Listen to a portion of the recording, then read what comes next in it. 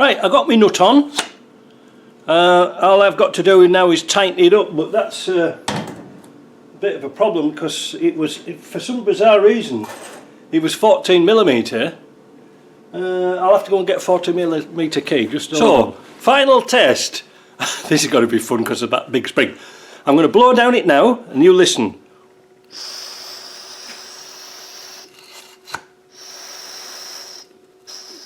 See? When I was blowing down and I moved the pedal a bit, it shut off, so that means it's working perfectly. It's a good thing to check before you put it on the car. Awful, isn't it? Shite. Right, so with that done, we can put the cap on. Get it all mucky now, but it doesn't really matter. And then also we can put what's left of the gasket on here and the cap, because we are so confident in that we are not going to... Last thing we're going to do, if you haven't got a copper washer for the clutch adapter, this thing here,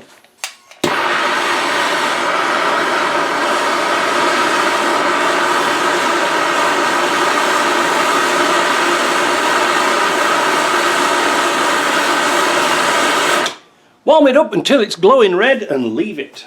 The bench will go down as well. That'll anneal the metal and then it'll be alright, you can use that again. The reason why they have the adapters in the early cars, or early vehicles, British cars of all sorts, they've used the same cylinder since the 50s. So it was used for brakes and it was used for clutches. And this is a 3/8 thread on here, like your regular brake pipes and stuff like this. But when it came to clutches, as I mentioned before, you needed a bigger bore. You need the volume to return back to the cylinder. So, because if you used those 3/16 pipe, the clutch pedal was a little bit better, but you had a problem with the fluid returning back. It was too slow. And what happens is if you push the clutch too much, you know, pumped it backwards and forwards with a 3/16 hose on, you could actually use it. It would act like a hydraulic ram and just keep pushing the rod for the clutch, and you could cause injury. There we go. Let's get that picked up. That should have cooled down by now. It did. Yes, look at that. There's me being a wimp. We'll put that on. Bit of paint on there, it's no problem.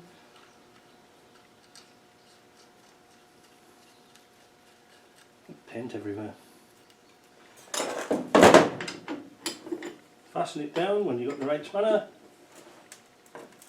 It doesn't have to be monster tight, you know, tighten it up. But let's go and fit this on the car. Right, we're outside again, going to fit this. The thing is, I wanted to say to you first and foremost, when I blew down it like that, hold on, if it's got a spring, hold on to this like dear life, because if it kicks back, you could lose your teeth, and I don't want responsibility, so there you go. Now, this car has already got rubber gaskets on here, quite an improvement, hey?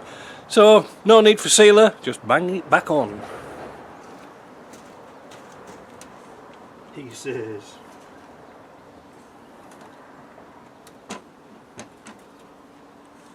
And it's just a matter of twisting and turning. There we go. Pipes and wires and wires and pipes. Everywhere. There we go, get that out of the way. Get this out of the way. Just for now. Now I'll go and get some thread guard and I'll bolt that in. Now I have been asked about the Disco servos, Disco 1, Disco 2 servos, a bit rusty, I know, who cares, on to the Defender, because the 300 TDI servos were rubbish, were thin.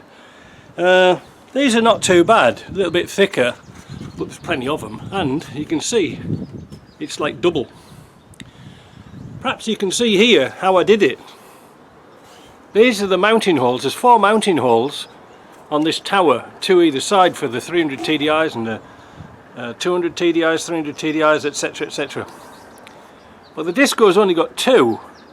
But what you've got to do is slightly undercut inside this tower, because the bolt, you can't get the nut on, so you just have to cut a little slot and then you fill it up with filler, well, sealer. And the same at the top, so it's got 2 bolts and it's really strong. And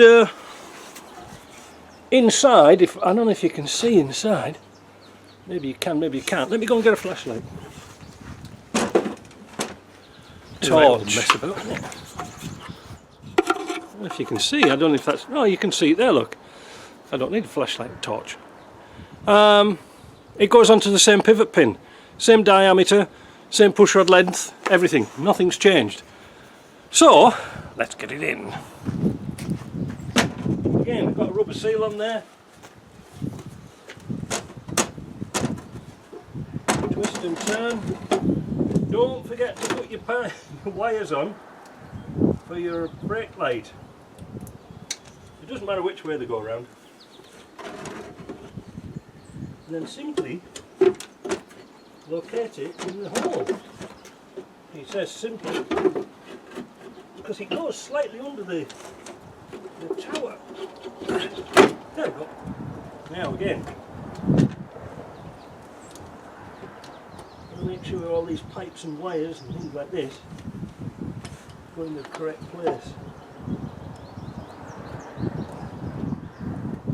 It's just a bit snug for the switch, you know. If you've ever had to try and change, a switch on these, you'll know it's a bit of a snug fit. Right, now I'm going to go underneath and tighten up those bolts. Right, that's that done.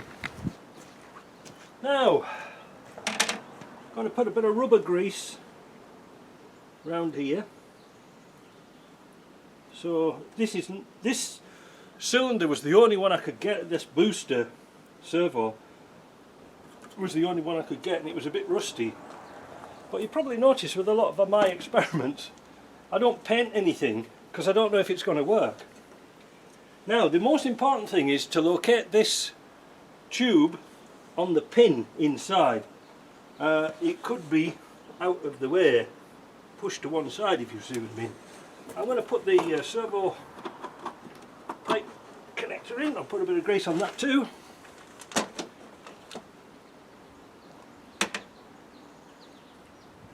There we go.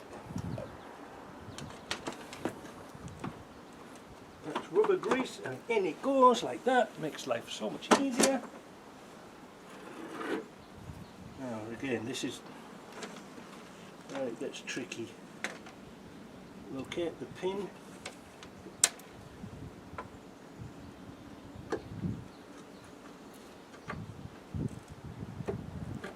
There we go. I'll put a bit of thread guard on them. If I find another servo, a better one, I'll put one on. But today's not the day. I'm in a rush. I've got things to do.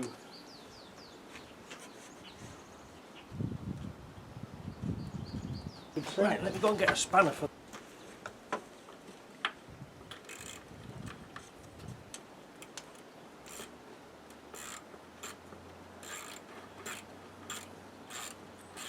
Yeah, it's done well, this old Isuzu. But I see there's a kind of a nasty oil leak on top of the manifold. I don't know where that's come from. It's not out the gasket. I'm just wondering if this turbo's shot. I believe it is.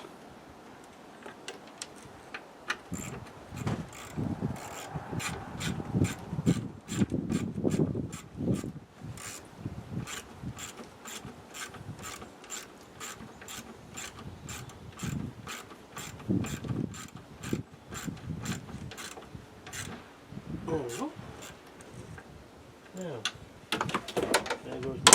there goes my socket.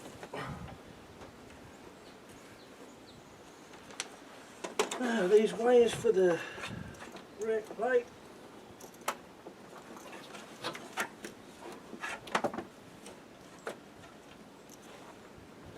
Things on.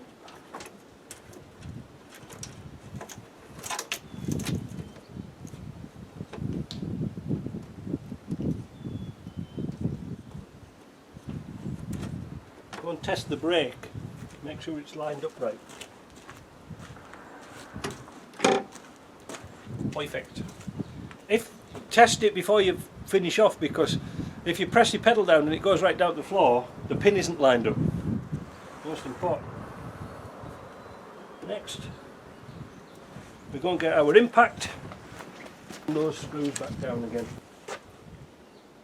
for the brakes and things like that.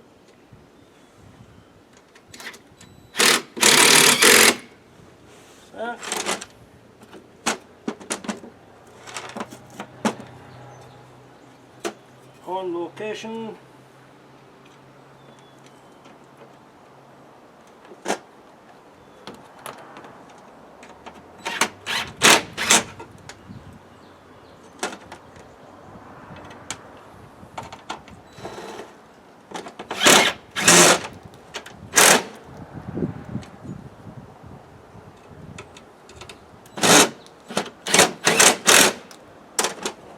Horn.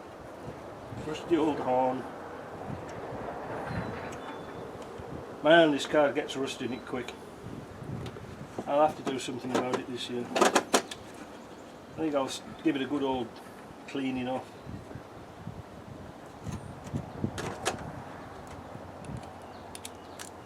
Should spend some time on it. I must admit though, the steering box has gone. It's absolutely covered in rust, which is a good sign. That means it's not leaking. Next thing is this little support bracket.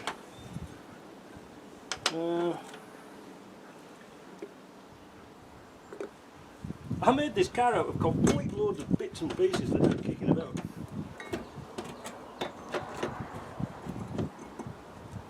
It was a pile of bits, was this car. I couldn't sell it originally.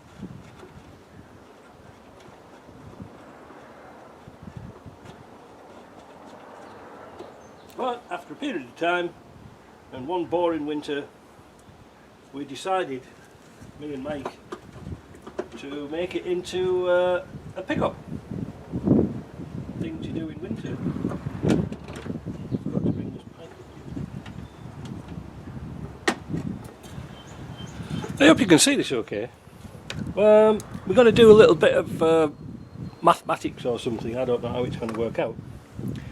But I want to show you the comparison between the original Isuzu master cylinder. I found it was on my shelf, I never throw anything out with it, and the Defender one. You can see that the stroke is considerably longer, but we don't know on the Isuzu what the length of the pedal is, because again, if the pivot's up here, we don't know what the mechanical advantage of the pedal is, you know, like the ratio. But that said, the tail of the tape, right? So the bore size of this one is 20mm, 20.1. The bore size of this one, 3/4 of an inch, is approximately, well, if I can get into it, is 19mm. All right, 3/4 of an inch, 19mm. Now, I found out something interesting, because this is the original cylinder for the Isuzu. This is a brand new one, but this is the original sort. And this is the one off the Land Rover. It's actually a 300 TDI one, but the bolt pattern is exactly the same. So all I had to do was make a different rod. However, wasn't it fortunate that I took it off? Because when I took this cylinder off, I mean, this is only 4 years old and 700 hours. This was brand fire new. And it was a Girling one, it's an AP Lockheed one, and look at it, it's been pouring out of the cylinder. So good job, I'm going to change it. So let's get the piston out. No oil everywhere. And measure the diameter of this one. That one is 22.15mm. The Isuzu one is 25.35. So this one is going to move further than this one because of the volume's different, if you see what I mean. but this one is going to be a softer clutch. I hope it's going to work out. We'll see. Now the stroke size, well, let's see the depth of the cylinders.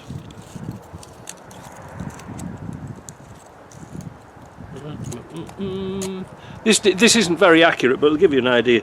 83mm on that one.